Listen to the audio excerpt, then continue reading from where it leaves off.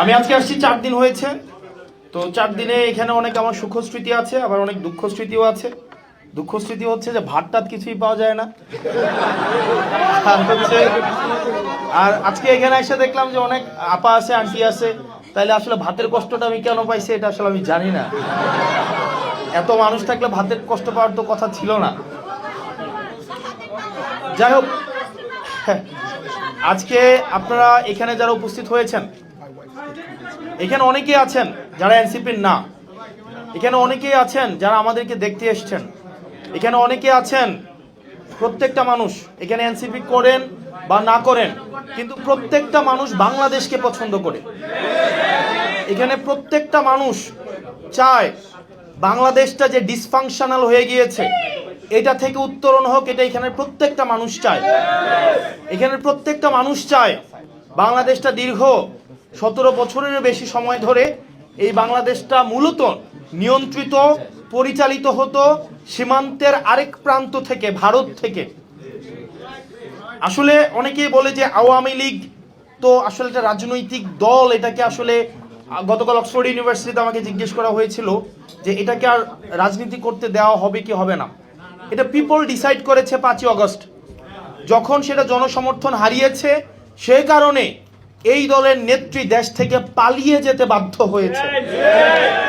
একই সাথে সাথে যদি এই দল দেশকে ভালোবাসতো তাহলে এই দল কখনোই নিজের দেশের মানুষকে গুলি করে হত্যা করতো না। আপনারা দেখেছেন হেলিকপ্টার থেকে গুলি করা হয়েছে, আপনারা দেখেছেন শিশু, কিশোর, বৃদ্ধ, কৃষক, ছাত্র, মাদ্রাসা ছাত্র, কলেজের ছাত্র, ইংলিশ মিডিয়ামের ছাত্র, এখানে হচ্ছে হিন্দু, মুসলমান, ধনী, গরিব, মা, বাবা, এখানে প্রত্যেকটা হিন্দু মুসলমান সহ প্রত্যেকটা মানুষ এখানে হচ্ছে উপস্থিত হয়েছিল ওই আন্দোলনে। এখানে অনেক মানুষ উপস্থিত হয়েছিল যাদের চাকরির কোনো প্রয়োজন নাই। এই যে আপনারা যারা ডায়াসপোরা কমিউনিটি আছেন, আপনারা বিশ্বের বিভিন্ন প্রান্তে, আপনারা যারা জুলাই অংশগ্রহণ করেছিলেন, আপনারা কি চাকরির জন্য অংশগ্রহণ করেছিলেন? আপনাদেরকে কোনো চাকরির দরকার হয়েছিল? আপনাদের আমি অনেককেই দেখেছি যাদের বাংলাদেশে কখনোই কোনো কাজে না গেলেও চলবে, কোনোদিন যাওয়ার হয়তো কোনো প্রয়োজন নাই, কিন্তু স্টিল বাংলাদেশকে আপনারা হৃদয়ে ধারণ করেন। যারা বাংলাদেশটাকে হৃদয়ে ধারণ করেছেন, বিশ্বের বিভিন্ন প্রান্তের মানুষ এই আন্দোলনে সংযোগ ঘটেছে এবং তারা বিভিন্নভাবে তাদের জায়গা থেকে অংশগ্রহণের মধ্য দিয়ে জনবিচ্ছিন্ন, গণবিচ্ছিন্ন, যারা বাংলাদেশে একটা দিল্লি থেকে পরিচালিত একটা দলের প্রধান দেশ থেকে পালাতে বাধ্য হয়েছে। আমি এই ডায়াসপোরা কমিউনিটি, আপনারা যারা আছেন ইংল্যান্ডের, ইউকে কমিউনিটি, আপনাদের কাছে প্রথমেই কৃতজ্ঞতা জানাই। গত জুলাইয়ে আপনারা আন্দোলনে বিভিন্ন মাধ্যমে, এটা রেমিটেন্স শাটডাউন প্রক্রিয়া হোক, সেটা হচ্ছে নিজেরা রাস্তায় ডেমনস্ট্রেশন করার মধ্য দিয়ে হোক, অনলাইন জনসমর্থন উৎপাদনের মধ্য দিয়ে হোক, এবং দীর্ঘ শুধুমাত্র জুলাইয়ে না, একদম 2009 সাল পরবর্তী সময় থেকে বিভিন্ন সময়ে আপনারা গণতন্ত্রের পক্ষে, বাংলাদেশের গণমানুষের পক্ষে বিভিন্নভাবে আপনারা সমর্থন উৎপাদন করেছেন। সেজন্য দলমত নির্বিশেষে আমি আপনাদেরকে এনসিপির পক্ষ থেকে শুভেচ্ছা এবং অভিনন্দন জানাই। প্রিয় ইউকে বাংলাদেশের আপনারা যারা আছেন, ইউকেতে যারা থাকেন, আজকে যখন আমি লাস্ট 5 দিন 4 দিন এখানে বিভিন্ন জায়গায় গিয়েছি, এখানে কোনো মানুষ আমার কাছে এটা চায় নাই যে তার কোনো একটা পোস্টিং লাগবে, কোনো একটা প্রমোশন লাগবে। কেউ আমাকে এসে বলে নাই যে একটা চাকরি লাগবে, বা আমি এখানে একটা ইনভেস্ট করতে চাই, আমাকে একটা সরকারি একটা তদবির লাগবে, আমাকে কেউ কোথাও বলে নাই। একই সাথে সাথে আমরা যে রেস্টুরেন্টে খেতে গিয়েছি, জোর করে আমরা টাকা দিতে পারি নাই। এমন না যে উনি আগে থেকে প্রস্তুত ছিল, বিষয়টা এমন না। যে মানুষের যে আতিথেয়তা আমরা পেয়েছি, তো সেই জায়গা থেকে কিন্তু মানুষের কিছু আমাদের কাছে চাওয়া এবং প্রত্যাশা ছিল। প্রত্যেকটা মানুষ সবাই বলে যে ভাই আমরা এত কষ্ট করি এখানে, আমরা দেশ থেকে কিছু আনি না, আমরা এই যে এখানে আমরা হচ্ছে পরিশ্রম করে যেই 2-4 পয়সাটা আমরা দেশে পাঠাই, দেশের অর্থনীতির চাকাটা যেন সচল হয়, সেটার জন্য সবসময় আমরা সচল থাকি। কিন্তু দুর্ভাগ্যজনক বিষয়, আমরা যখন এয়ারপোর্টে যাই, সেই জায়গা থেকে হচ্ছে আমাদের দুর্গতি শুরু হয়। এয়ারপোর্টে যাওয়ার পরপরই মনে হয় যে আমরা এই দেশের মানুষ না, আমাদের দিকে এমনভাবে তাকানো হয়, আমাদেরকে এমনভাবে ট্রিট করা হয়, আমরা মনে হয় যে আমরা দেশের জন্য একটা বোঝা। এটা আমাদের এক দীর্ঘ সময়ের একটা বাস্তবতা, আমাদের এটা রাষ্ট্রীয় দুর্বলতা এবং আমাদের কাঠামোগত একটা দুর্বলতা, যে আমরা এখনো পর্যন্ত, আমি যখন হিথ্রো বিমানবন্দর দিয়ে আসলাম, সেখানে আসলে আসার পরে সেখানে জাস্ট 2টা গেট ছিল, একটা গেট ছিল যে এখানে কারা ইউরোপিয়ান পাসপোর্ট শুধুমাত্র হোল্ড করে তারা একটা গেট দিয়ে যাবে, আরেকটা হচ্ছে নন ইউরোপিয়ান পাসপোর্ট যারা হোল্ড করে তারা একটা গেট দিয়ে যাবে। অথচ আপনি বাংলাদেশে যান, আপনি গিয়ে দেখবেন ভিআইপি, সিআইপি, এইপি, সেইপি, সাধারণ, এটা সেটা। অথচ দেখেন এই ভিআইপি মানুষদের মধ্যে বেশিরভাগ মানুষই হচ্ছে দেশ থেকে বিদেশে টাকা পাচার করে। এখানে যারা যারা টাকা পাচার করেছে, বিদেশে বেগম পাড়া বানাইছে এবং এই যে দীর্ঘ সময় লুট করে এখন বিদেশে টাকা পাচার করে এই লুটের টাকা গতকাল হচ্ছে দুবাই একজনকে ধরেছে, এই তাদেরকে হচ্ছে আমাদের দেশে রাষ্ট্রীয় পৃষ্ঠপোষকতায় ভিআইপি মর্যাদা দিয়ে দেখা যায় তারাই হচ্ছে কখনোই সাধারণ মানুষের দুর্ভোগটা বোঝার চেষ্টা করে না। তো সেই জায়গা থেকে আপনারা যেটা বলেছেন আমিও দেখেছি, যেমন আসলে কি কাঠামোটা এমন, আমি 2026-এর ফেব্রুয়ারির আগে এক ধরনের রাষ্ট্রীয় এক ধরনের একটা পরিচয় ছিল, তারপর একটা পরিচয় বর্তমানে আমি হোল্ড করি। এই কাঠামোটা এমন একটা কাঠামো যেখানে আপনাকে আসলে সার হইতে বাধ্য করবে। আপনি গাড়ি থেকে নামার আগেই তিনজন এসে গাড়ির দরজাটা খুলবে, এবং আপনি যদি কোনো ক্রমে গাড়ির দরজাটা নিজে খুলেন, আপনার অধীনস্থ যারা তারা আপনাকে এমন একটা সেন্স দিবে যে আপনি বিশাল এক অপরাধ করে ফেলছেন, এবং দুইটা বাক্য বললে অন্তত 12 বার স্যার বলবে যে স্যার স্যার, জি sir, sir sir sir sir sir, মানে the kind of sense you will be given যে আপনি 15 দিন না যাইতে হচ্ছে আপনি একটা ফিল করবেন যে আপনি, মানে আমরা পড়ি না যে আমরা সবাই ইকুয়াল, কিন্তু ওই সময় একটু পরে মনে হবে, কিছুদিন পরে মনে হবে আমরা মোর ইকুয়াল, কারণ রাষ্ট্র তো আমাকে কিছু সুযোগ সুবিধা দেয়, আমার অধীনস্থ কিছু মানুষ থাকে। আমাদের সিস্টেমটা আসলে আমাকে ভিআইপি হইতে বাধ্য করে।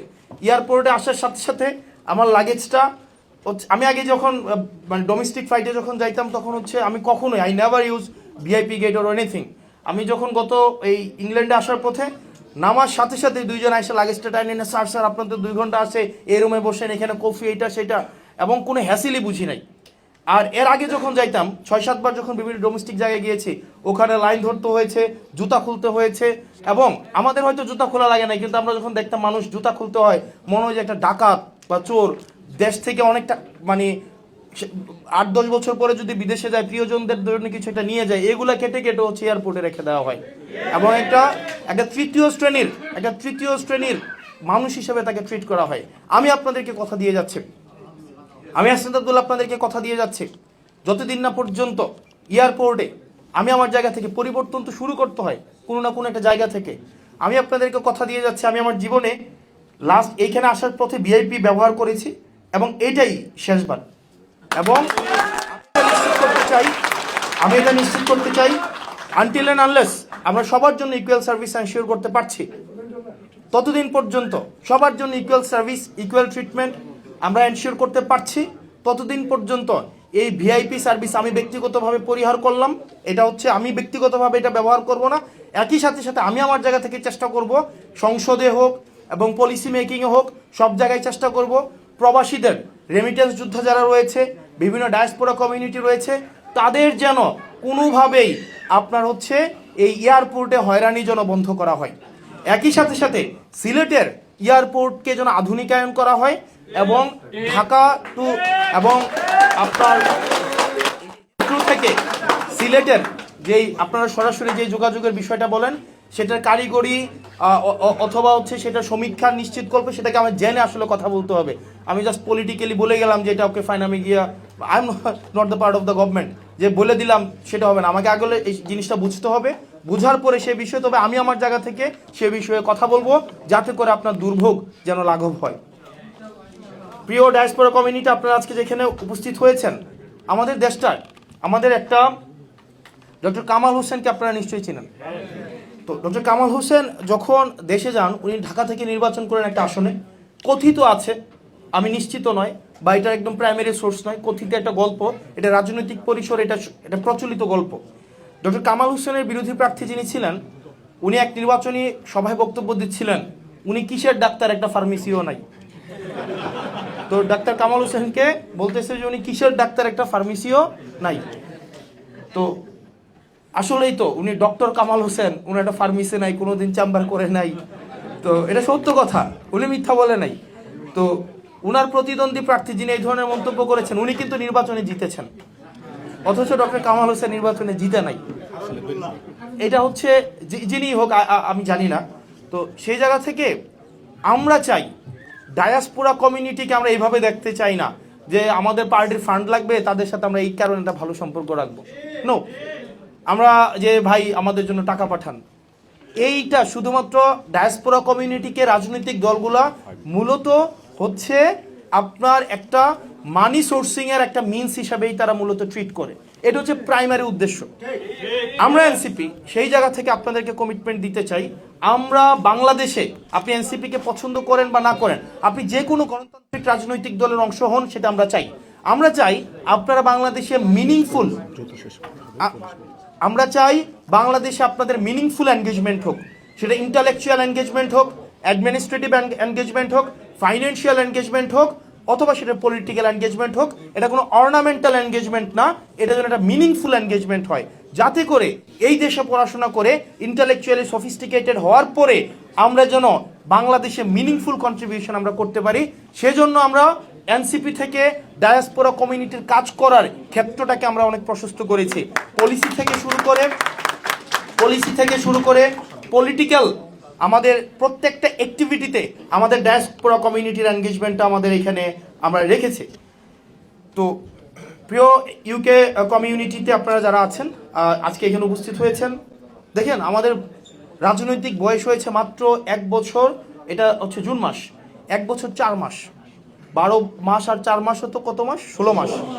16 মাসের একটা বাচ্চা আব্বা বলেও ডাক দেয় না, দেয় না না। আমার এক 8 মাসের বাচ্চা আছে, আইলো দিতে পারে। তাহলে দেখেন, আমি আপনাদের বিষয়টা বুঝি।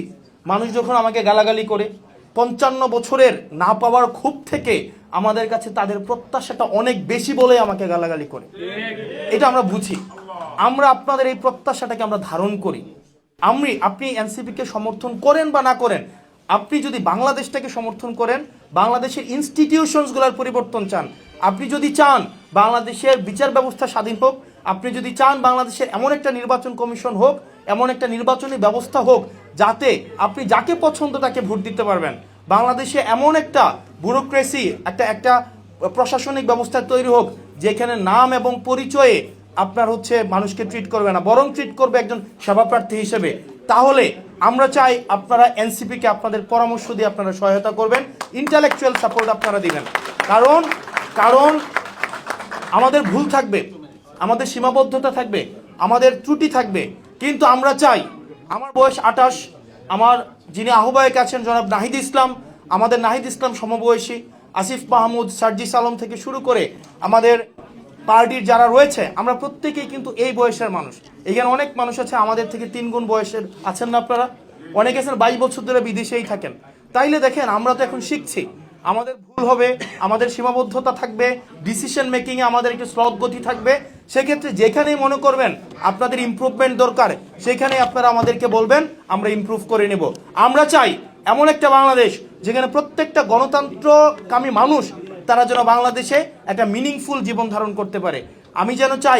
আমরা চাই বাংলাদেশ যেন, বিদেশ যেন বাংলাদেশের মানুষের ড্রিম না হয়, এটা আমরা নিশ্চিত করতে চাই।